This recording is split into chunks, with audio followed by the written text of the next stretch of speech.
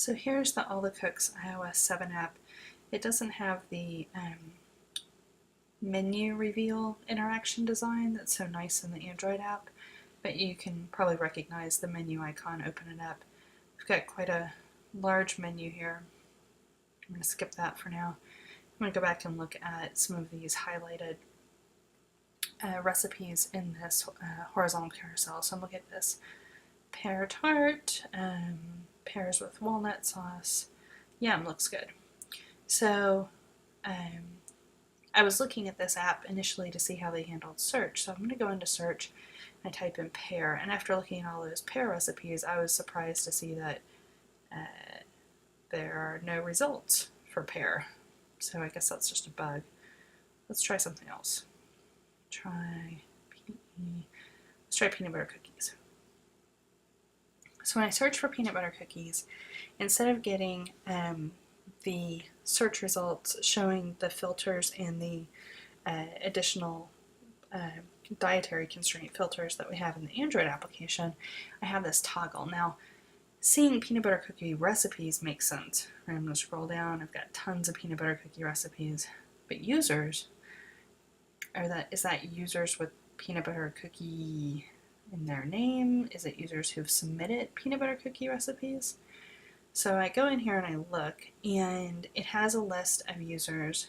I don't see anything correlating these users to peanut butter cookies, and I certainly don't have enough information to know if I want to follow them yet. Remember, I'm in the flow of looking at peanut butter cookies. So let's look at this lady here. I can see her profile. She's got a lot of recipes, some badges. Again, the thing that's on top is a pork and apple meatloaf. So I don't really have any idea why this is coming up for peanut butter cookies. Perhaps if I go into all of her recipes. Seeing there's no search in here, I can't get to her peanut butter cookies. So I don't have any idea if I want to follow this person. This kind of seems like a waste of space here, and it certainly isn't helping me in my overall flow to find the best peanut butter cookies. The filter and refine capabilities in iOS 7 are also far less developed and functional than the ones that we saw in the Android app. So let's see, we're going to go back to recipes. If I go back to recipes, this little gear icon shows back up, which is not the standard icon for filtering, but I eventually realized that's where the filters were. If you click on that, you can sort. So I've got sorting under filters. Okay, I guess I can go there. It's nicer on Android using the spinner, but that's not a common iOS control. So moving down here to actually filtering, when you go to filter recipes, the most prominent way to filter recipes is not to say, show me only recipes that have peanut butter cookies in the title or only peanut butter cookies in the ingredients. I would think some of these dietary preferences are more common for filtering a recipe, or perhaps the tags that are shown in the Android app might be more helpful, like cold dishes, hot dishes, entrees, dessert, so forth and so on. So there's also just a couple little bugs in here, probably in the rush to get iOS 7 out. They didn't notice. So we've got gluten-free in here twice. Anyway, I'm going to go ahead and say, only show me recipes with peanut butter cookie in the title, not in the ingredients or directions, that are gluten-free, and sort it by new and popular. Let me hit done.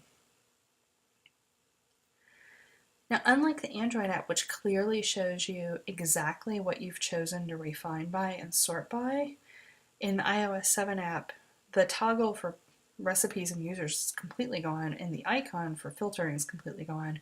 There's no indication on the screen at all what we've filtered by. So I don't know where the toggle went, and I don't know where the gear icon went.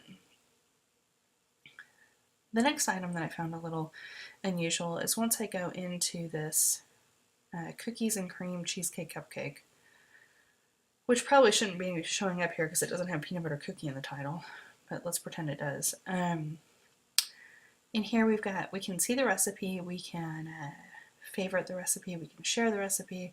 They have a nice little tab bar here of the cover of it. You can look at the reviews, photos, Q&A. That's nicely done. But down here by ingredients, these icons are so tiny. Let's see here. If I tap on nutrition, it shows me nutrition. Cool. It takes me to a full screen drill down. I go back up. If I tap on the cart, it encourages me to sign up so I can add this to my shopping list. However, this next icon you would expect to work the same way, but I can't even really tell what it is. It's so tiny. This is the one for changing the units of measure. And when you click on it, it doesn't actually show that it's being toggled or not.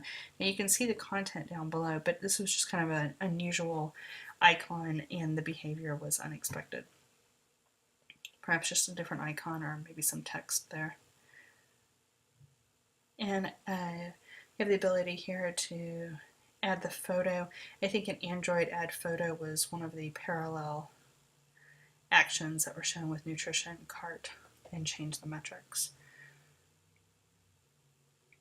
So overall, unless there were analytics suggesting that you break up the 4 most common actions for the recipe, I would keep those 4 actions together, even though they don't necessarily fit so nicely next to the ingredient bar. You'd have all 4 of them together. And go back and figure out how, oh, there we go. I was able to pull it down. I can get to the recipes and users again. Figure out how to fix the bug once you've filtered something.